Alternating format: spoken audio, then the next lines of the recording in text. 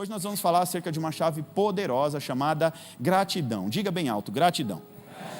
Gratidão, conforme o dicionário da língua portuguesa, significa satisfação, gozo, alegria, júbilo ou contentamento. Tá? Gratidão e contentamento são sinônimos. O que é gratidão, pastor Vitor? É valorizar tudo que Deus já te deu. Ser grato por tudo que Deus já te deu, ok? Ser grato. Você precisa ser grato, nos mínimos detalhes. Eu costumo dizer que o meu dia não começo com uma oração. A primeira coisa que eu faço é obrigado, Senhor. Esse obrigado, Senhor, engloba tanta coisa passa na minha mente quando eu digo obrigado, Senhor. Esse obrigado, Senhor, significa, Deus, obrigado, eu tive uma noite de sono excelente. E mesmo que às vezes a gente não tem, porque essa semana eu tive bastante batalha espiritual, obrigado, Senhor, do mesmo jeito, porque Deus queria me ensinar alguma coisa. Né? Aí a hora que eu vou tomar o meu café, obrigado, Senhor. Obrigado, Senhor. Para bom entendedor, meia palavra basta, né? Eu estou dizendo para Jesus ali, obrigado, eu tenho um bom café para tomar pela manhã, eu olho a minha paisagem, obrigado, Senhor, né? Eu me conecto com a natureza e eu estou agradecendo a Deus. Às vezes estou na academia, eu estou obrigado, Senhor, porque outra hora eu não queria ficar 30 minutos numa esteira, mais meia hora, 40 minutos treinando, não, chegava ali, o que eu estou fazendo aqui? Obrigado por estar me dando disposição para eu poder treinar, cuidar da minha vida. Quando eu termino a ministração, obrigado, Senhor. Ali é um sentido de gratidão, um senso de gratidão acima da média. Né? Então a gente precisa aprender a ser grato, agradecer a Deus nos mínimos detalhes. Sabe, às vezes está faltando uma coisa ou outra, Senhor, obrigado. Está faltando, mas o Senhor não está me desamparando, eu estou amparado pelo Senhor. Às vezes não tem a picanha ali na mesa, mas tem um ovinho frito e o ovo tem bastante proteína também. Então, come uns ovinhos a mais e está tudo bem. Amém ou não amém? Tá, então gratidão é você valorizar tudo que Deus te deu, nos mínimos detalhes, desde as coisas ordinárias. Que são as coisas ordinárias? O que acontece com você no dia a dia, né? Os livramentos que Deus te dá e às vezes você nem agradece, às vezes você se livrou de bater o carro, né? E um monte de outras coisas mais. Hoje foi interessante, a Vanessa pediu um Uber para a Giovana, a minha filha mais velha, aí o Uber chegou na porta do condomínio e cancelou. Aí a Vanessa mas o cara cancelou aqui. Eu falei, está tudo bem, agradece a Deus. Se Deus não permitiu dele entrar aqui e pegar minha filha, olha aí, tá tudo bem, gente. A gente precisa aprender a ter a consciência de que tem coisa que não acontece, a gente acha que é ruim, mas não, é Deus guardando. Então seja grato por tudo, obrigado. Mas eu vou chegar atrasado. Agradece a Deus. Deus sabe porque Ele te atrasou. Claro, tem gente que é atrasada por natureza, né? Tem uns irmãos que você marca às 19 e o irmão vai chegar às 21. Né, pastor Fernando? Em nome de Jesus. Ele chega, deve estar na live. Ele chega, eu creio que ele chega. É assim, eu vou entregando os irmãos mesmo. Tá, então, agora, se é uma coisa que você, saiu no seu horário, gente, agradece, Senhor, obrigado. O Senhor sabe de todas as coisas, né? Até as coisas extraordinárias. Ser grato em tudo, não é ser grato o dia que você consegue comprar uma casa nova, um carro novo, um apartamento novo, não é só isso. Você tem que ser grato nos mínimos detalhes. Agradeça a Deus por tudo em nome de Jesus. A gente precisa, em todo tempo, aprender a ser grato e satisfeito com aquilo que a gente tem. A todo tempo, ser grato e satisfeito. Às vezes seu carro não está do jeito que você queria, mas pelo menos você tem um carro para andar. Às vezes seu marido não é tão bonito como você gostaria, mas pelo menos você tem um marido. Brincadeiras à parte, você tem um bom marido, um homem de Deus, porque Deus não vê como o homem vê. Amém ou não amém? Amém ou não? As irmãs já olhou para os maridos assim, Deus não vê sim. Gente. Então a gente precisa entender, a ser grato, a ser satisfeito com aquilo que a gente tem. Muitas pessoas acabam sofrendo muito, porque não se contentam com nada. Não se contentam com o que tem, sempre quer ter mais, e mais, e mais, e isso acaba apontando para a sua própria ganância. Ou seja, quando a gente não consegue ser satisfeito com nada, automaticamente nós estamos nos tornando gananciosos. Ganância, segundo o dicionário, segundo a Bíblia, 1 Mateus capítulo 6, versículo 10 diz: porque o amor ao dinheiro é a raiz de todos os males. E nessa cobiça, nessa ganância, alguns se desviam da fé e se transpassam a si mesmo com muitas dores. Você entendeu o que está escrito aqui? Quem entendeu? Então me explica. Vamos lá? Porque o amor ao dinheiro é a raiz de todos os males. O que significa transpassar a si mesmo? Vamos lá, vou te explicar, vai. Deixa eu te explicar. Essa cobiça, essa ganância, esse desejo intenso em acumular riquezas, bens materiais, levam muitas pessoas a se desviar da fé. É a primeira parte do texto aqui, porque o amor ao dinheiro é a raiz de todos os males. Tá? E isso vai fazer, essa cobiça vai fazer com que as pessoas se desviem da fé. Então, o primeiro malefício da ganância é desviar a pessoa da fé. Esse é o primeiro. Aí, além de desviar da fé, o texto diz, transpassaram a si mesmo com muitas dores. O que é isso? Isso significa autodestruição. É a pessoa dando murro em ponta de faca. A própria pessoa se ferindo gravemente. A ganância gera dor na alma, autodestrói. É a pessoa destruindo a sua própria vida. Então, essas muitas dores aqui que o texto se refere, que além do sofrimento espiritual, ou se desviar da fé, a ganância também causa dor na alma e no físico. É isso mesmo. Estresse excessivo.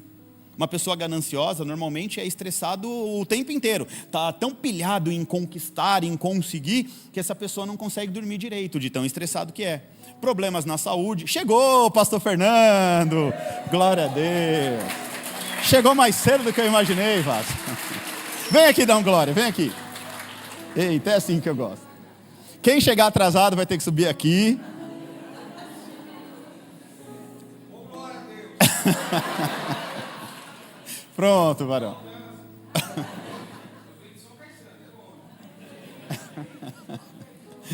Ai, pastor Fernando, ainda bem que você é meu amigo, viu? Aonde eu estava? Pastor Fernando chegou, tá vendo? Bagunçou a palavra. Onde eu estava? Na ganância. Que parte da ganância? Estresse excessivo, problema de saúde, relacionamento rompido, sim ou não é? Às vezes a pessoa é tão gananciosa, ela não consegue se relacionar bem com ninguém, e muitas outras coisas mais. Filipenses, capítulo 4, versículo 10 ao 14, diz assim: alegro-me grandemente no Senhor. Olha o que o apóstolo Paulo está falando. Eu aprendi a me contentar, não precisa colocar na tela ainda não, só o texto base, aí eu vou falar qual que é, tá bom? Porque finalmente vocês renovaram o seu interesse por mim. Paulo está dizendo à igreja assim, ó, que bom que vocês voltaram a ter interesse pelo líder de vocês, aquele que começou esse projeto. De fato, vocês já se interessavam, mas não tinham oportunidade para demonstrar. Não estou dizendo isso porque esteja necessitado, pois eu aprendi a me adaptar a toda e qualquer circunstância. Sei o que é passar necessidade e também sei o que é ter fartura.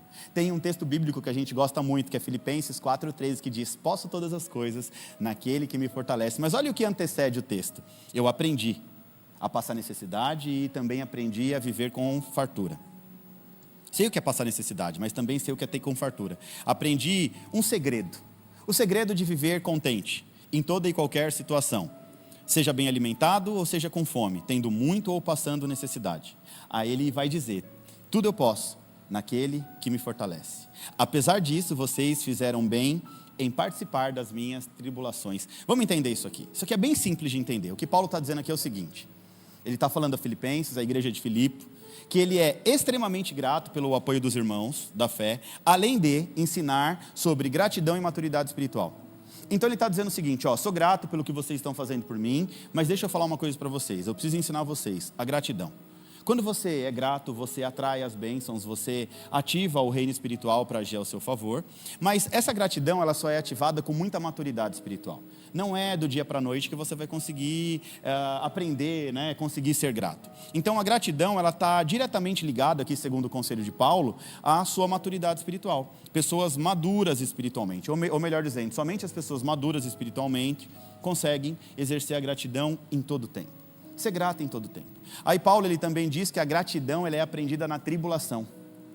Aonde é aprendida a gratidão? É quando você passa a necessidade e consegue vencer a luta, e aí você olha e você fala assim, hoje eu tenho com fartura, mas não é porque eu tenho com fartura que eu vou sair por aí esbanjando, torrando tudo, comprando roupas caras, jogando, né, dinheiro na lata do lixo. Não, hoje tem com fartura, mas você já não teve com tanta fartura assim. Então você vai aprender a controlar suas finanças. Não é porque tem muito que agora vai gastar muito. Você está entendendo? Não é porque tem muito que vai, né, sair rasgando dinheiro e jogando na lata do lixo. É literalmente o que ele está dizendo aqui. Porque a gratidão é aprendida onde? Na tribulação. E normalmente você é grato, é uma coisa que eu falo muito em casa, sabia? Eu gero nas minhas filhas muita responsabilidade, porque eu vim de uma criação boa, mas teve muita coisa que eu quis que eu não tive, que eu tive que ralar para ter. As minhas filhas, elas ralam, elas ajudam em tudo, mas eu preciso gerar essa mentalidade nelas de que nem tudo vai vir assim de mão beijada, porque nem tudo vem de mão beijada. né? Pelo menos na minha vida, eu não sei na de vocês, mas na minha, nem tudo veio de mão beijada. Eu tive que ralar para conquistar as coisas que eu tenho, né? Sou grato, claro, por tudo, mas hoje nós precisamos gerar isso dos nossos filhos. Por quê? Porque a grande dificuldade é quando os pais conquistam, os filhos ficarem ali tranquilos, né? Agora eu sou herdeiro, está tudo bem, e não pode ser assim, isso precisa ser multiplicado, essa mentalidade tem que ser passada adiante. Então é muito importante, né, que a tribulação ela acontece na minha e na sua vida, e muitas vezes, o que eu vou te falar aqui, eu vou te provar na Bíblia daqui a pouco, Deus ele gera tribulação na sua vida. Deus ele permite tribulação, ele permite luta, ele permite dificuldade. Por quê, pastor Vitor? Porque ele está te ensinando a ser grato. Ele está te dando uma aula sobre gratidão, e não tem como ser grato se você não passar pela tribulação. Ou seja, na dificuldade, é na necessidade, é aprendendo a viver o processo. Tudo isso é muito importante na nossa caminhada cristã, viver o processo. Às vezes a coisa não está do jeito que você gostaria, vive o processo, crente. Às vezes o processo ali é de deserto, você está olhando e falando assim, Deus, só tem provisão aqui, glória a Deus pela provisão, não reclama, porque se a provisão faltar, você vai ver o que é bom. Às vezes você está querendo a terra prometida, mas você não está nem preparado para pisar lá, e Deus está falando, calma meu filho, fica aí, está tudo bem. Você precisa desse tempo para adquirir maturidade. Eu preciso gerar no seu coração a gratidão, porque senão você vai conquistar e vai jogar tudo para o alto. E aqui a gente começa a ministração de hoje, amém? Agora sim, pode colocar na tela para mim, Deuteronômio capítulo 8, versículo 3. Aqui a gente começa a ministração, eu falei tudo isso para você entender o que eu quero transmitir aqui agora, tá bom? Assim, ele os humilhou e os deixou passar fome. Esse ele aqui é Moisés dizendo, Deus humilhou o povo e deixou o povo passar fome. Mas depois o sustentou com maná, que nem vocês nem os seus antepassados conheciam, para mostrar-lhe que nem só de pão viverá o homem, mas de toda a palavra que procede da boca do Senhor. Vamos entender esse texto em nome de Jesus? Assustou um pouquinho? Amém, assim que é bom. Aqui Moisés estava lembrando os hebreus de como Deus havia sustentado o povo durante 40 anos no deserto. Deus, ele permite o povo passar dificuldades. Deus, ele permite o povo passar fome, e depois ele providencia o maná.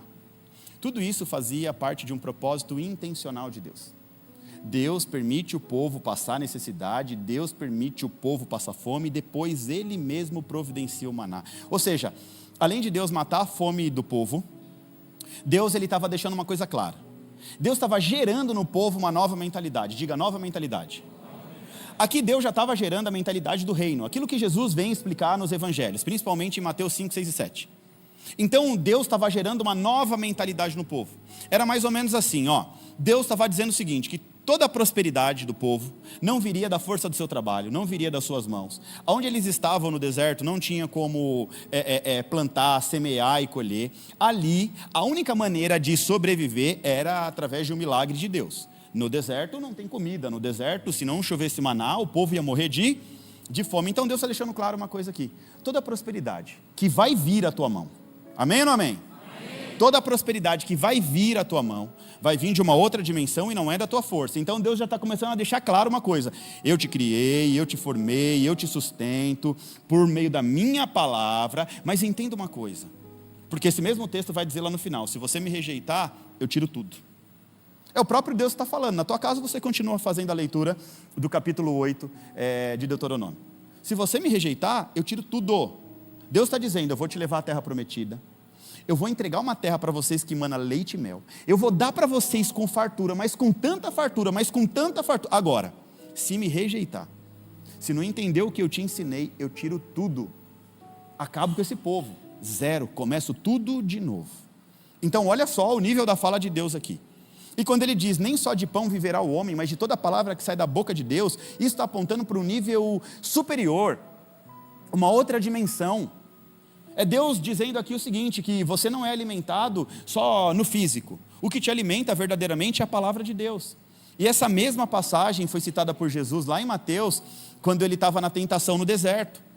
Quando ele vai ali reafirmar que a verdadeira vida espiritual está em viver segundo a vontade de Deus. Jesus ele diz para o tentador, nem só de pão. O diabo fala assim, faz essa pedra virar pão. E ele fala, nem só de pão viverá o homem, mas sim de toda a palavra que procede da boca de Porque Jesus foi treinado por Deus, então ele sabia que não era o alimento físico que ia matar a fome dele. Poderia matar a fome por alguns. Você percebe que se você comer um pão agora, você está com muita fome. Aí você come um pão, 2 pães, sei lá o que você come. Você comeu, daqui a 2 horas, 3 horas, você está com fome de novo. E o que Jesus está dizendo? Ele quer matar a sua fome de tal maneira que você nunca mais venha a sentir fome. Você precisa de água, você precisa beber água o tempo todo, né, para nutrir o seu corpo físico. Mas no mundo espiritual é diferente. A palavra de Deus é que vai te nutrindo, é que vai te ajudando a conquistar. É a palavra de Deus que vai sustentando a sua vida, né? Tem muita gente que, quando Deus fala, vai filho, entra na faculdade, coloca o pé que Deus vai dar o caminho. Ah, mas eu tenho dinheiro para pagar a matrícula. Que bom, se você tem o da matrícula, é porque você confia em Deus. Faz a matrícula, que Deus ele te sustenta por meio da palavra e vai te levar até o fim. Quando você é sustentado pela palavra de Deus, você vai até o fim. Pessoas que são sustentadas só no ambiente físico, elas não conseguem até o fim. Por quê? Porque elas não têm algo dentro delas ativado. O Espírito ainda não foi ativado. E pela fé, você vai indo, chega ali no meio do semestre, nem que você tem que renegocia, dá o cheque, passa para frente e vai, no final a conta fecha. Porque Deus ele vai suprindo, ele vai honrando, ele vai fazendo a coisa acontecer. Então Jesus cita a mesma coisa, ele está dizendo aqui, ó, não são só as necessidades materiais não, eu tenho uma necessidade muito maior que a necessidade do Espírito. Algumas coisas aqui me chamam a atenção. Deus humilhou o povo. Sabe o que significa essa humilhação? Refere-se aqui que Deus está colocando os israelitas em situação de necessidade, de dependência, durante a jornada de 40 anos no deserto.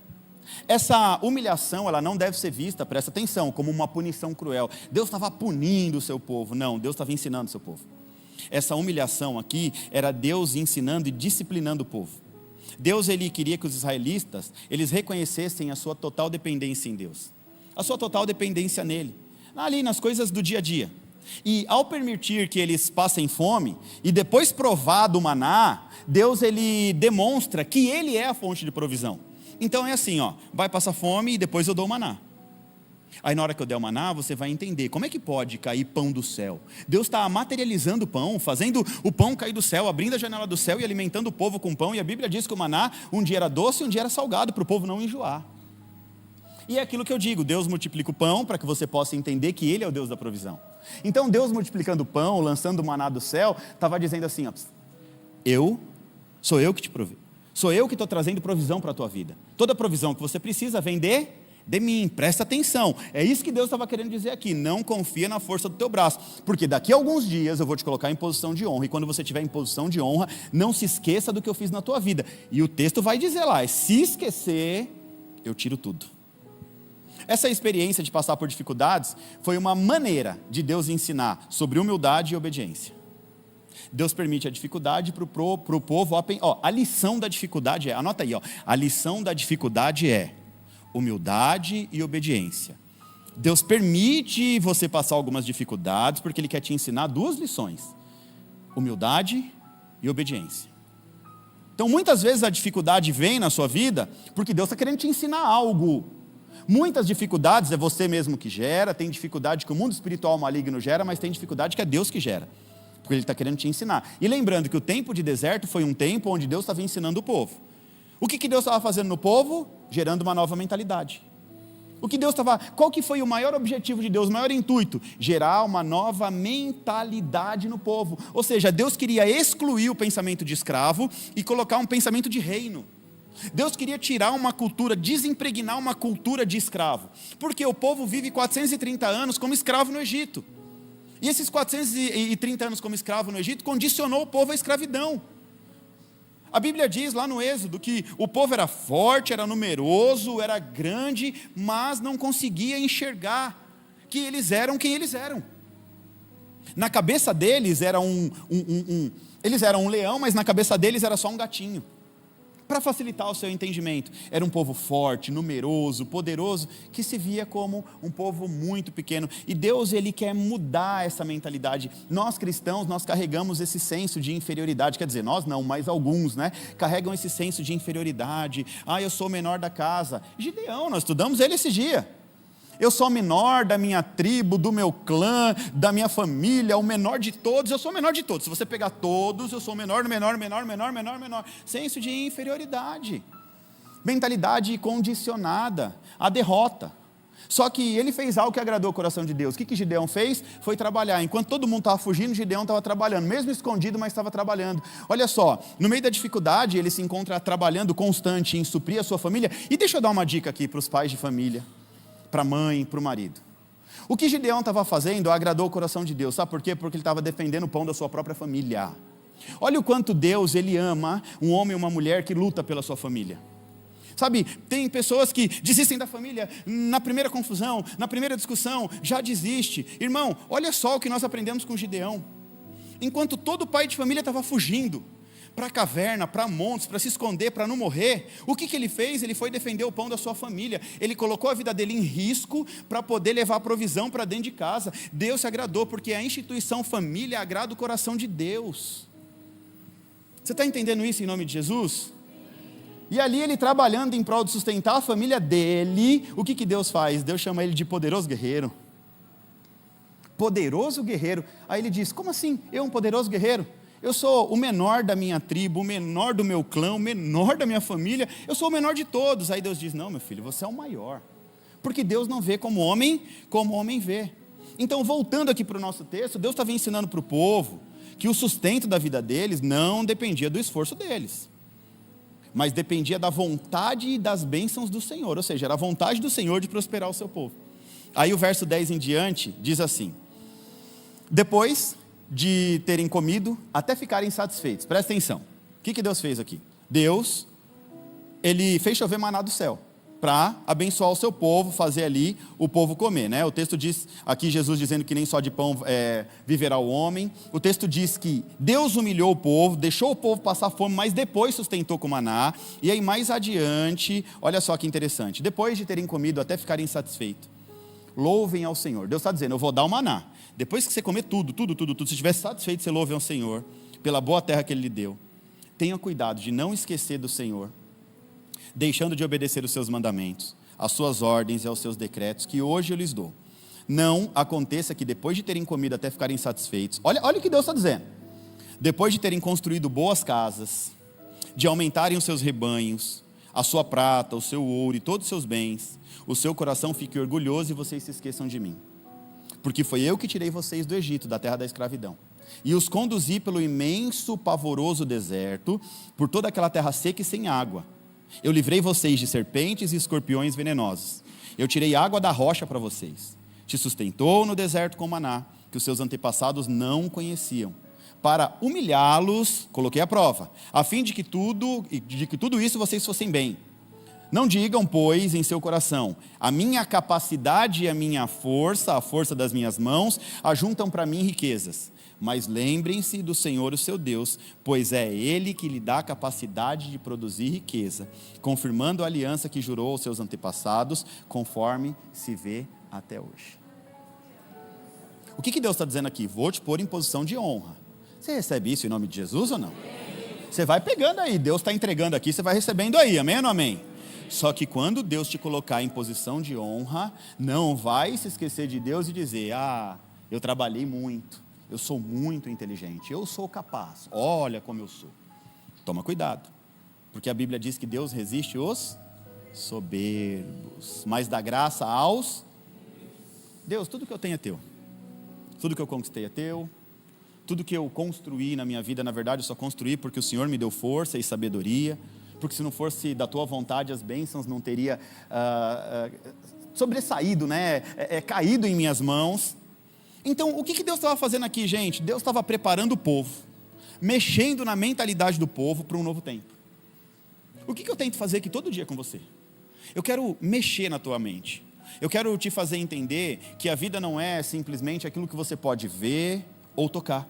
A vida vai muito mais além do ambiente físico, daqui, da carne sensorial, do natural. A vida vai muito além disso. Romanos capítulo 12, versículo 2 diz que nós precisamos viver uma verdadeira transformação na nossa maneira de pensar. A gente precisa enxergar de uma outra maneira. Se a gente quiser acessar a realidade de reino, se a gente quiser ver coisas que pessoas comuns não conseguem ver, não conseguem enxergar, a gente precisa de uma mentalidade espiritual. A gente precisa valorizar mais as coisas do Espírito, nutrir mais o Espírito. É o que você está fazendo aqui hoje.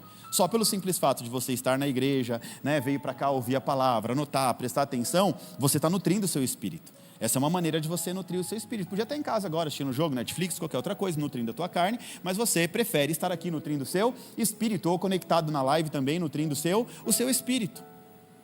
E para onde Deus estava levando aquele povo? Se eles permanecem com a mesma mentalidade de passado, eles não iam ficar lá por muito tempo.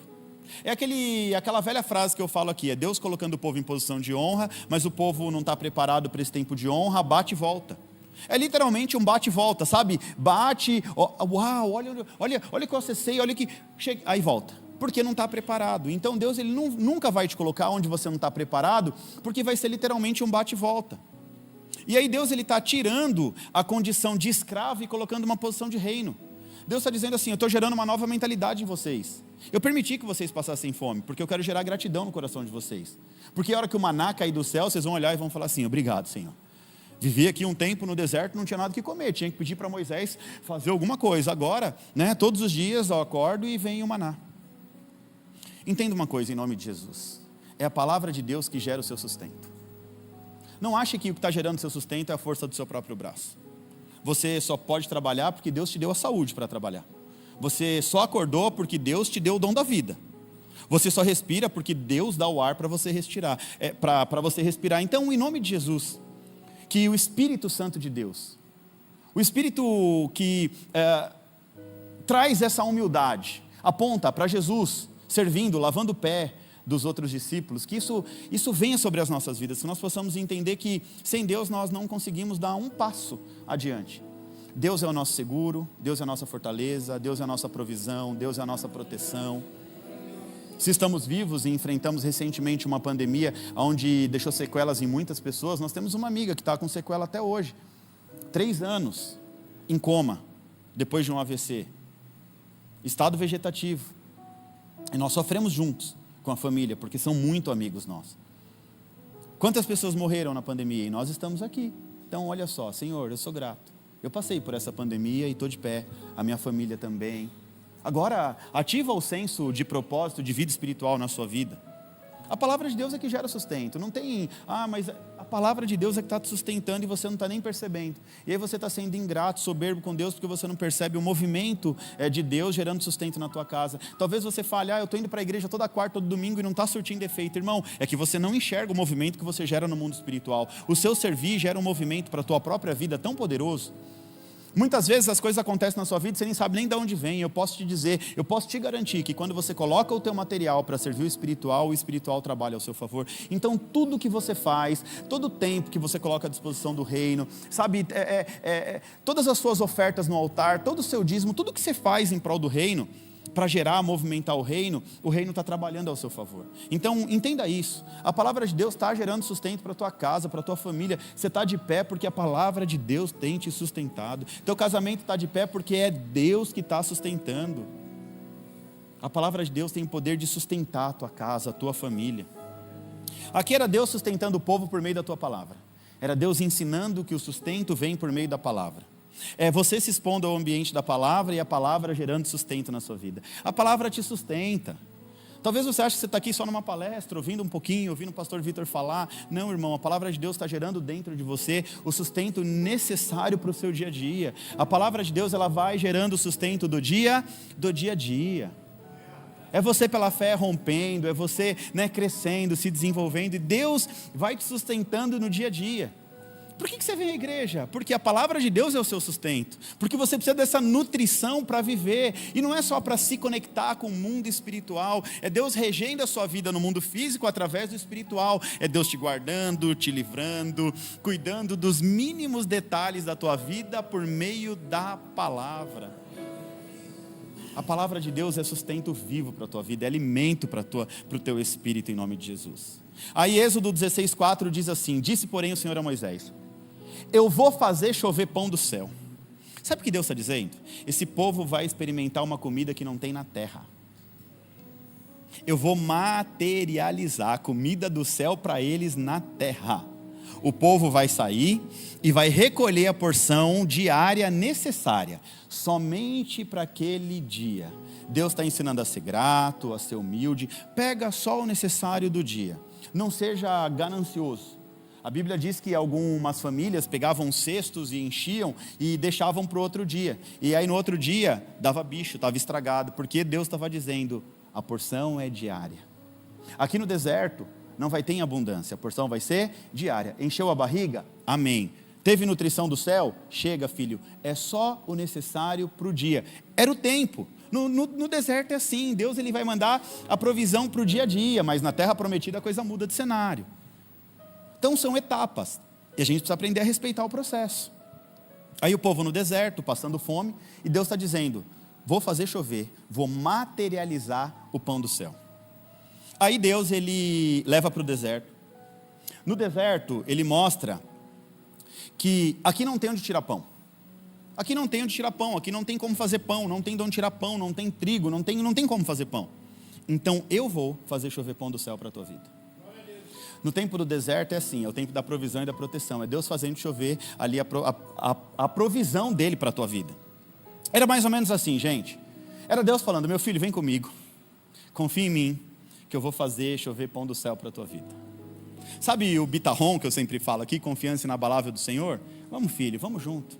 Anda junto, vamos junto.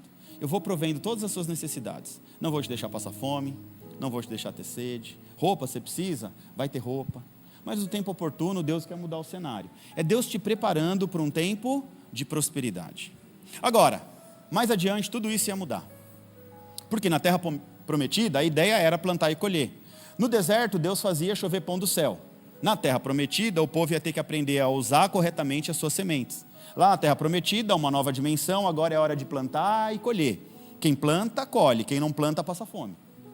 Não plantou, não colheu, vai passar fome. Ou vai depender da boa vontade de alguém para poder te dar alguma coisa. Era um novo tempo. Então era Deus, num tempo, preparando o povo para um outro tempo. Era Deus olhando para o futuro e preparando o povo para receber as bênçãos. Todas as manhãs Deus fazia chover pão do céu. E o povo se alegrava com a provisão sobrenatural de Deus sobre eles. Era mais ou menos assim, gente, todo mundo grato pelo milagre do maná. Imagina, você acorda, você está no deserto, passando fome, e aí Deus fala, dorme filho, essa vai ser a última noite que você vai sentir fome, amanhã vai chover pão do céu. Aí o povo acorda e vê aqueles pãozinhos em formato de algodãozinho caindo do céu, e o povo pegando, e as crianças comendo e se fartando, aquela alegria. E toda manhã era assim, Deus fazia chover pão do céu para alimentar o seu povo. O que significa maná? Em hebraico significa que isso? O significado de maná em hebraico é que isso? Isso na verdade é uma expressão de surpresa. O povo sai para fora, o que é isso? Eles não sabiam o que era maná, e esse maná significa que é isso. Eles estavam surpresos, ou seja, eles acordam de manhã, no primeiro dia, pela primeira vez, olham para o maná, não sabem o que é e diz o que é isso. Com aquele olhar de admiração e surpresa, olha o que nosso Deus está fazendo por nós. Ele está fazendo chover pão do céu, e é gostoso. O de hoje está docinho, aí o de amanhã vinha salgadinho, para o povo não enjoar rápido. O que é isso? Isso é pão do céu. É o pão de Deus que caía do céu todas as manhãs para alimentar o seu povo. Sabe, e eu quero profetizar sobre a sua vida. Muitas vezes você não vai entender, você vai falar, o que é isso? Entenda bem, Deus vai dizer assim para você, esse é o pão do céu que eu estou fazendo cair todas as manhãs sobre a sua vida. O que é isso, Deus? É o pão do céu vindo sobre a sua vida. Só recebe, saboreia do maná e está tudo certo, porque Deus ele sustenta o povo dele pela palavra. Mas aí, chega um dia, o povo enjoou do maná. A surpresa acabou. A gratidão acabou. E como o povo de Deus enjoa fácil das coisas, né? O povo enjoado é o povo de Deus. Chato, Jesus. Lamentações 3 diz que a cada manhã existe um renovo de Deus sobre as nossas vidas. A cada manhã existe uma surpresa de Deus para as nossas vidas. Muitas vezes, né, eu sempre digo, sabe qual é o segredo? Às vezes você saiu para buscar o seu sustento, saiu para trabalhar. Sei lá, você é um vendedor. Você não vendeu nada hoje. Foi e não vendeu nada. Não tirou nem o do sustento. Mas uma coisa você precisa ter na tua mente. Antes de você dormir, faz um exercício mental assim. Você produziu o necessário para gerar o seu sustento? Pastor, produzi, fiz tudo direitinho e tal, mas infelizmente não aconteceu. Amém, você plantou. Se você plantou, você vai colher. Pode ser que você não colheu naquele dia, mas a colheita, ela virá, e a Bíblia diz que ela vem multiplicada. Então, o nosso papel é ser constante, é trabalhar, fazer bem feito e descansar no Senhor. E crer que o renovo do Senhor vem a cada manhã. Que tem uma surpresa de Deus para a minha vida amanhã. Assim como Deus mandou maná para matar a fome do povo, logo ao amanhecer. Isso quer dizer que Deus ele prepara um novo dia para mim e para você, com 24 horas de possibilidades da gente vencer na vida. Deus ele te dá oportunidades únicas. Deus ele te prepara para o dia. Presta atenção. Primeiro você descansa para depois trabalhar. Isso já é um privilégio. Nós temos a mentalidade de que nós trabalhamos para descansar. Não. Quando Deus criou tudo, criou o homem, criou o céu, criou a terra, criou o homem. Aí ele foi o seguinte, criou num dia, e no outro dia Adão é para trabalhar, Deus, não, hoje você descansa. O primeiro dia de Adão na terra foi o dia do descanso. Por quê? Porque Deus estava mostrando que o primeiro dia, o dia do descanso, é o dia que te prepara para o trabalho. Então ele descansa e descansado ele vai trabalhar e produzir. Tem muita gente que já está cansado, está trabalhando que nem um louco, trabalha e não produz nada, porque não está descansando o suficiente para trabalhar. E você precisa estar com as suas ideias no lugar, a sua mente bem, para você conseguir produzir. Está ali, né? A objetividade da vida não rompe, não cresce. Tem gente que acha que a vida é só trabalhar. Quantos cristãos já quebraram a cara, inclusive da nossa igreja, que me procura às vezes e fala, pastor, eu preciso trabalhar dia e noite, noite e dia. Não, porque acho que eu vou fazer um Uber, porque acho que eu vou fazer não sei o que, some da igreja. Passa 2, 3 anos, 1 ano, volta. E volta pior do que estava. Pastor, se eu tivesse seguido ali o seu conselho, se eu tivesse priorizado o reino. Gente, priorizar o reino não quer dizer que você vai ser um desocupado, largar a sua vida e viver na igreja 24 horas por dia, não é isso.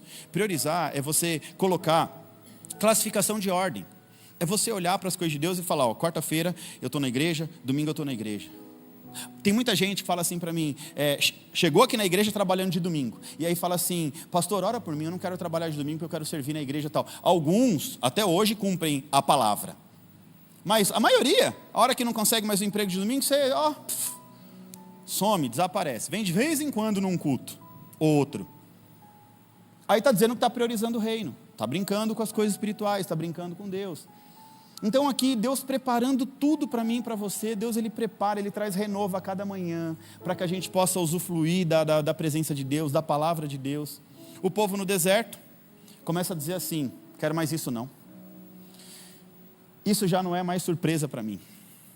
O povo de Deus é assim, é muito mal acostumado, né? Que é uma surpresa de Deus a cada dia. Se Deus não fizer um milagre diferente a cada dia, mas o culto hoje foi a mesma coisa. Teve louvor, a palavra, a oferta, a mesma coisa. Já não é mais uma surpresa. No começo, por isso que dizem muito, né? O primeiro amor. É tão lindo ver uma pessoa apaixonada por Jesus. Eu sempre falo, Deus, me mantenha apaixonado por Ti todos os dias da minha vida, porque é uma pessoa que perde o amor por Jesus, que deixa a paixão esfriar, acostuma com qualquer coisa. Aí fala, não quero mais, o culto hoje foi chato. Só que para o outro que está apaixonado por Jesus, o culto foi o máximo. Mas para você que já perdeu o amor, o culto foi chato, foi a mesma coisa. Isso não é mais surpresa. É Deus mandando maná, fazendo um milagre cair do céu e você, maná, é só maná. Deus materializando comida do céu para a terra e você dizendo, é maná. Esse maná aí. Isso acontece nos dias de hoje assim, muito fácil. Muitos clientes, muitas pessoas acabam fazendo do extraordinário algo comum. É Deus fazendo o extraordinário e o povo transformando em comum. Deus fazendo um grande milagre nas nossas vidas e a gente, isso é comum. Sabe por quê? Porque quando isso acontece, tudo fica comum. O culto fica comum, o louvor fica comum, a pregação fica comum, tudo é comum. Tudo é comum. A nossa ingratidão transforma o milagre de Deus em coisas comuns. A nossa ingratidão transforma os milagres do Senhor em coisas comuns. A gente vendo Deus operar milagre na vida da igreja, das pessoas, e a gente, eu estou acostumado a ver. E a ingratidão também te faz perder o encanto pelo maná. O povo ingrato perde o encanto pelo maná. No começo era assim, Deus, muito obrigado. Eu fico imaginando aquele povo cantando louvores, recebendo maná. Deus enviando provisão do céu e aquele povo adorando, fazendo um culto logo ao amanhecer, agradecendo a Deus. Deus, olha só a provisão e tal. Mas com o passar do tempo acontece o que diz em Números capítulo 11, versículo 6. Agora o povo disse assim, até perdemos o apetite. Nunca mais vimos outra coisa para comer a não ser esse maná. Olha o que o povo diz. Já até perdi o apetite, Deus, estou enjoado. Muda o cardápio, chega. Olha só, gente, maná de novo? Ah, que saco, maná de novo. Sabe aquela criança birrada? Ah, mãe, bife de novo. Criança é imatura, criança pode, é imatura. Estou enjoada, mãe, de bife. Me dá um danoninho. É assim ou não é? Perdemos o apetite, nunca mais vimos outra coisa para comer a não ser maná. Aí o verso 10, Moisés, ele começa a se entristecer. O texto diz que ele ouve muitas famílias se queixando. Cada um na frente da sua casa. O maná caindo. Não, eu fico imaginando isso. Pensa o líder. Ah, que vontade de esganar o povo. O povo sai da porta da tenda. Aí o maná chovendo aqui, ó. Aí o povo olha. Ah, maná de novo? Vou dormir. Maná. E Moisés olhando. Maná está chovendo, gente. Deus mandando a provisão. Ah, mas de novo, Moisés, maná. Toda hora maná. Estou cansado desse negócio. Uma hora vem docinho, outra hora vem salgadinho, mas já enjoei. Aí Moisés, ele percebe. Se não vai dar bom. Moisés era íntimo de Deus. Ele diz aqui que então vai acender-se a ira do Senhor. Isso está parecendo mal, diz Moisés. Era Deus sustentando e o povo reclamando. Era Deus fazendo o quê? E o povo? Aí o texto continua. Na primeira ministração da série nós vimos Jesus frustrado, com a atitude dos discípulos. Agora é Deus que vai ficar frustrado com o seu povo. Verso 18 em diante diz assim: Moisés, diga ao povo, bota para consagrar, porque amanhã vocês vão comer carne. O Senhor os ouviu quando se queixaram dele. Ah, se tivéssemos carne para comer. Estávamos melhor lá no Egito. Deus estava ouvindo tudo, viu? Olha para a pessoa que está do seu lado e fala: Deus está ouvindo tudo, viu? Até os seus pensamentos ele ouve. Fala assim: estávamos melhor no Egito. Agora o Senhor vai lhes dar carne e vocês vão comer. Vocês não comerão. Aí eu amo Deus, eu gosto muito de Deus. Vocês não vão comer apenas um dia, ou 2, ou 5, ou 10, ou 20, mas vão comer um mês inteiro, até que a carne saia pelo seu nariz e você sinta nojo dela. Eu herdei essa parte de Deus, você percebeu? Você vai comer tanta carne, ô infeliz, que você vai sair carne pelo seu nariz. Eu vou botar dentro de você uma gula tão grande, você vai comer, até explodir. É o que Deus está falando aqui, não sou eu não, está na tua Bíblia também. Vai ser um mês inteiro, até que saia carne pelo seu nariz e você tenha nojo de carne. Porque você está rejeitando ao Senhor e eu estou no meio de vocês. Deus está falando assim: vocês estão me rejeitando, eu estou no meio de vocês. É carne que você quer? Eu vou te dar carne, mas essa carne vai te matar. É isso que você quer? É bênção que você quer? Eu vou te dar bênção. Você quer dinheiro? Toma dinheiro, mas esse dinheiro vai te matar. Acorda. É o que Deus está falando aqui. Você que está querendo tanto carne, está na época do maná ainda. Já está tudo preparado, já está tudo na conta de Deus. O maná, a carne, a água, a provisão lá, a coluna de fogo, a coluna de nuvem, está tudo na conta de Deus. Mas o povo não sabe esperar o tempo certo. Aí Deus fala: tá bom, você quer carne antecipada? A Bíblia diz que herança antecipada é maldição. É você pedindo para o teu pai morrer logo. É o povo dizendo assim: a Deus, você não sabe nem fazer das coisas. Então aqui Deus está dizendo: vou dar carne. Mas daqui a pouco esse povo ingrato, ganancioso, esse povo insaciável vai reclamar da carne também. Porque Deus já conhecia o coração. Você está reclamando do maná, você acha que não vai reclamar da carne? Deus falou daqui 30 dias, e Deus deixou claro aqui, o texto está dizendo, ó, daqui um mês tem quanto tempo? Daqui 30 dias vocês vão estar vomitando carne pelo nariz e não vão querer mais carne. Aonde você quer chegar, pastor? Se tem maná de cada dia, come o maná e para de reclamar. Fala isso para a pessoa que está do seu lado: tem maná, crente? Come o maná e para de reclamar. É Deus dizendo assim, ó: ele vai dar carne, ele vai dar água, ele vai dar tudo o que você precisa, se você for grato, mas é uma coisa de cada vez. Fala para o crente que está do seu lado: é uma coisa de cada vez. Ô, gente, já estava tudo no plano de Deus. Maná, água, carne, coluna de fogo, estava tudo no plano de Deus. Lembra da semana passada, João capítulo 6, verso 5, levantando-se os olhos e vendo uma grande multidão que se aproximava, Jesus disse a Filipe, um de seus discípulos: onde compraremos pão para esse povo comer? Jesus faz uma pergunta para Filipe, mas o texto diz que ele fez essa pergunta apenas para pôr à prova a fé de Filipe, porque ele já tinha em mente o que ele ia fazer. Já estava na mente de Deus o que Ele ia fazer na vida do povo. Fala para a pessoa que está do seu lado, Deus já sabe o que vai fazer na sua vida. Aí era assim, ó, Deus já sabia o que ia fazer, já estava no plano de Deus o maná, Deus queria surpreender o povo ainda mais, mas o povo murmura e não deixa mais Deus surpreender. Sabe o que acontece? A tua murmuração não deixa Deus te surpreender. Você fica, Deus, você vai fazer? Para de reclamar que Ele te surpreende. É que nem mulher e marido. Às vezes a mulher fala, você nunca me dá flores, você nunca me dá isso, você nunca me dá chocolate. Não é assim, gente, que acontece? Para de reclamar que Ele surpreende. Viu, homem, em nome de Jesus? Aprende com Deus a surpreender a sua esposa. Esposas também. No culto de casais a gente fala mais sobre isso lá no encontro de casais, tá? Se prepara que vai ser manto, fogo puro. Olha. Aleluia? Ixi, amém. Vamos cancelar esse encontro de casais. Fala para a pessoa que está do seu lado, Deus já sabe o que vai fazer. Fica tranquilo. Já está nos planos dele. Maná pela manhã. Deus está querendo te surpreender. Para de murmurar. Deixa Deus te surpreender. Amém ou não amém? Ô, gente, é bem assim. A murmuração não deixa Deus criar surpresa. Não deixa Deus surpreender o seu povo. Na verdade, Deus Ele não está nem aí para a sua murmuração, sabia? Lembra do povo em Mara, no poço da água amarga? A Bíblia diz que enquanto o povo reclamava, Deus não dava resposta. Moisés clamou, Deus deu uma visão. O povo estava reclamando e Deus reclama mais. Vamos ver até onde vai. Aí na hora que Moisés clamou, Deus foi e deu uma visão de uma árvore. Aí Moisés foi lá, pegou um graveto da árvore, jogou no poço, a água que era amarga se torna uma água doce e potável. É mais ou menos assim, gratidão é uma chave poderosa para abrir porta da prosperidade do reino para as nossas vidas. Aí domingo passado eu te ensinei através da história de Ana, lembra? Seja grato pelo que você tem, mas não se acomode pelo que você não. É mais ou menos assim, Deus, eu sou grato pelo maná, mas se o Senhor pudesse mandar uma carninha hoje.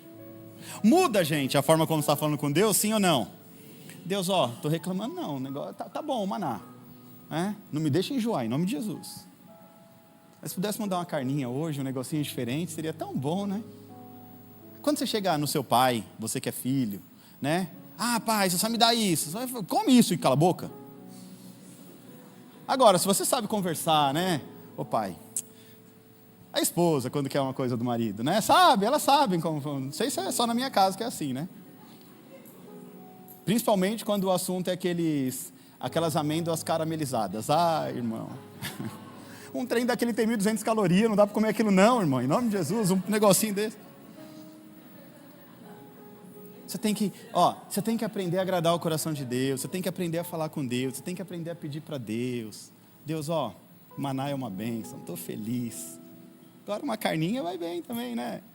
O que você acha, Deus? Com amor, com carinho, Deus é seu pai. A Bíblia diz que Deus é um pai bom e zeloso, que ama, Ele quer dar coisas boas aos seus filhos. Deus, Ele quer cuidar de você. Deus, Ele quer te nutrir, Ele quer cuidar da tua vida. O problema é que você não quer se relacionar com Deus. O maior problema do povo no ciclo de Juízes é porque não se relaciona com Deus. É um povo que esquece de Deus, é um povo que não fala com Deus, que não lembra de Deus, que não tem relacionamento diário de intimidade com Deus, ainda quer reclamar do maná. Se o povo tivesse pedido com jeitinho, já estava no plano de Deus vir carne do céu. Deus ia fazer chover carne do céu. Estava no plano de Deus a carne.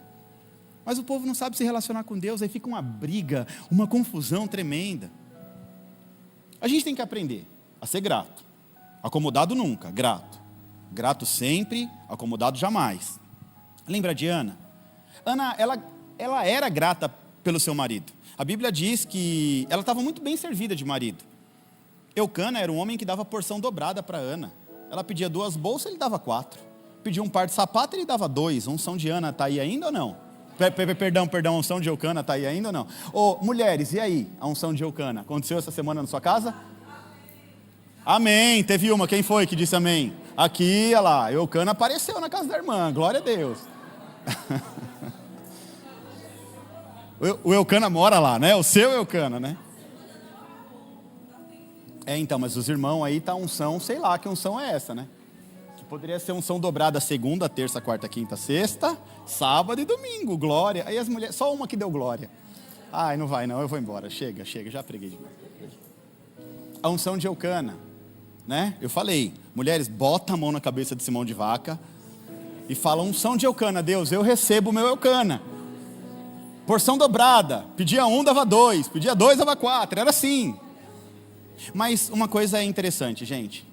Mesmo ela recebendo, tendo um bom marido, bem servida de marido, uma unção poderosa, mas ela entendeu que ainda faltava um filho. E uma coisa não anula a outra, né? Ela tinha um bom marido, mas não tinha filho. Ela diz, não, de marido eu estou bem, mas eu quero ter o prazer de ter o meu filho no colo. A Bíblia diz que ela foi constante, orou sem cessar, atravessava ali o deserto todos os anos para entregar uma oferta diante do altar, até que um dia ela pôde realizar o sonho de ter Samuel na sua mão. Uma hora a conta fecha. Samuel chegou na vida de Ana. E você precisa entender que Deus ele não falha. Está tudo sob controle. Pode falar com voz de profeta para a pessoa que está do seu lado. Deus não falha. Está tudo sob controle. Pode estar fora do seu controle, mas o de Deus não. Eu vou repetir, pode estar fora do seu controle. Mas mesmo o que parece estar fora do seu controle, nunca fugiu do controle de Deus. Nós aprendemos aqui que Deus permitiu a dificuldade estava sob controle de Deus, porque a dificuldade precisava gerar uma mentalidade de reino na mente do povo. Aquela dificuldade, aquela luta, precisava passar fome ali, foi necessário, porque precisava mudar a maneira de pensar do povo. Ou seja, às vezes parece estar fora do seu controle, mas está tudo no controle de Deus. Quando Deus permite o cerco assírio, na época dos 4 leprosos, foi literalmente isso. O povo estava matando criança para comer, mas Deus não mandou matar criança para comer. Estava tudo no controle de Deus, mas o povo descontrolado acaba cometendo ali coisas que vai desagradar o coração de Deus. Lembra de Jefté? Estava tudo sob controle. Deus falou, vou te usar, você é o irmão rejeitado, o filho rejeitado da casa, vou te usar, você vai vencer as batalhas. Ele não precisava fazer nada, mas ele quis se intrometer. E aí ele fala assim para Deus, tá bom, então já que o Senhor vai me usar, vai derramar o Espírito Santo sobre mim, eu vou te entregar uma oferta. A primeira coisa que sair da minha casa eu te entrego. Queimo no holocausto vivo e te entrego. A primeira coisa que saiu da casa dele foi a única filha dele. E aí ele teve que cumprir o voto. A Bíblia diz, lá em Hebreus, chama ele de herói da fé. Herói da fé porque ele cumpriu o voto que ele fez. Mas Deus não se agradou daquele voto. Porque Deus não pediu sacrifício humano. Na verdade, Deuteronômio, Levítico, diz que Deus rejeita sacrifício humano. Mas ele entregou a sua própria filha. Ele honrou com a palavra dele. E muitas vezes, a coisa foge do nosso controle e a gente quer fazer do nosso jeito. Fugiu do teu controle, crente? Entrega na mão de Deus. Fala, Deus, eu sei que não está no meu controle e é o Senhor dizendo, pronto, deixa eu te explicar algo aqui. Quando a coisa foge do seu controle, é Deus dizendo assim, chegou a hora de você entregar o controle na minha mão. Sabe quando você pega o controle da televisão e fica brigando com a sua esposa? Eu quero assistir jogo, ela quer assistir filme? Isso só acontece lá na minha casa. Aí eu nem assisto mais. Tá bom, vai, meu time só perde mesmo, então assiste seu filme. Aí com Deus é assim, você percebeu que perdeu o controle? Aí você fala, Deus, cuida, eu não vou conseguir resolver esse problema. A tua palavra é que me sustenta. Abre a palavra de Deus e começa a falar com Deus. Começa a buscar intimidade com Deus. Senhor, a situação está difícil, eu não consigo mais. Me surpreende amanhã. Aí você vai dormir tranquilo, vai dormir em paz, porque você vai acordar e vai ter um renovo de Deus para a sua vida. Coloque isso na sua cabeça. Deus, ele não falha. Tudo está sob controle de Deus. Deus, ele já tem em mente, literalmente, o que ele vai fazer na tua vida. Deus, ele tem em mente o que ele vai fazer na tua vida. Agora, quem infelizmente acaba frustrando os seus próprios planos é você mesmo. Deus, os planos de Deus não podem ser frustrados. Quer um exemplo prático disso? Nós terminamos hoje a história de Sansão. Como que ele terminou a vida dele? Preso, com seus olhos furados, empurrando um carro de boi, como um escravo, sendo motivo de chacota, dentro de um palácio filisteus, os príncipes filisteus todos reunidos, com várias mulheres ali, e rodando Sansão como se fosse a brincadeira da cobra cega, né? Pega um, pega o outro, não sei o quê. Aí ali ele tem um senso de propósito. Ali ele entende que estava tudo desenhado por Deus. Ele meteu o bedelho onde não deveria. Deus já tinha feito o desenho da vida dele. Meu filho, você nasceu para libertar o povo da opressão inimiga da época que era os filisteus. Ele nasceu para ser um juiz libertador. o propósito de Sansão se cumpriu, sim ou não? Da pior maneira possível, mas se cumpriu. Ou seja, se está no plano de Deus, para de lutar com Deus. É perder tempo querer lutar com Deus. O seu futuro já foi desenhado por Deus. É claro que as suas atitudes, as suas escolhas do dia a dia podem interferir no processo. Mas no final, de uma maneira ou outra, está tudo já estipulado, tudo preparado. E Deus não vai deixar com que nada venha roubar ou tirar o plano que Ele tem para a tua vida. É claro que não pode acabar que nem Sansão, né? Ali ridicularizado, humilhado, né? Tirando a tua própria vida. Se a gente for para um embate teológico, e aí? Sansão foi para o céu, morreu ou foi para o inferno? Tem muitos estudiosos que dizem que Sansão foi direto para o inferno, porque a Bíblia diz que aqueles que tiram a sua própria vida, esses não herdarão o reino dos céus. Eu tenho as minhas convicções. Ele teve senso de propósito, e para cumprir o propósito dele ali, ele entendeu o propósito dele da pior maneira possível. Como? Da pior maneira possível. Poderia ter entendido bem antes, poderia ter vivido o processo com excelência bem antes, mas preferiu deixar para o final. E ele teve que fazer, ali fazia parte de um propósito. Ele cumpriu o propósito dele. A Bíblia diz que ele matou mais inimigos na sua morte do que em toda a sua. E devia ter muita gente dentro daquela casa, né? Porque se ele com uma queixada de jumento matou mais de 1.000 homens, imagina quantos homens tinham, né? Mais ou menos 3.000 e poucos homens é o que a Bíblia diz. Então ele mata os inimigos, ele consegue libertar. Depois disso vem uma nova fase. Então, em nome de Jesus, gente, o que você precisa entender? O que você não pode é estragar tudo. Deus, Ele já tem em mente o que Ele vai fazer na tua vida. E Deus nos chama a ter um coração grato. Que a gratidão é um acesso, é uma chave. Então você precisa entender que a sua ingratidão estraga tudo. Quando você é ingrato, você está estragando tudo que Deus quer fazer na tua vida. E às vezes é uma coisa tão boba, sabe, que você deixa com que essa ingratidão saia do seu coração. Deus está preparando e você está murmurando, está reclamando, está querendo mudar as coisas, está querendo fazer do teu jeito. Irmão, em nome de Jesus, deixa Deus fazer do jeito que Ele quer. Ele é Deus. Fica tranquilo. Já está planejado. Deus, Ele já tem tudo em mente. Você está aqui, não chegou aqui por acaso. Você que chegou aqui, não chegou aqui por acaso, nem hoje, nem que você que já está. Você não está aqui por acaso. Deus, Ele preparou tudo isso, é um tempo dEle para a tua vida. É um direcionamento dEle para você. Você precisa entender que Deus está querendo te guiar, Deus está querendo trazer, sabe, mexer na tua mentalidade para te dar acesso. Porque se Deus não te prepara para viver as bênçãos, você não vai viver as bênçãos. Porque Deus sabe que uma pessoa despreparada, ela bate e volta. Adianta você querer se você não está preparado, aí você vai bater e vai voltar. Vai bater e voltar, ou seja, não vai permanecer. Deus prepara uma mesa de honra, quer que você sente, mas antes de Deus puxar a cadeira para você sentar e falar, filho, vem usufruir dessa mesa, Ele primeiro vai te preparar para a mesa. Você está entendendo isso em nome de Jesus?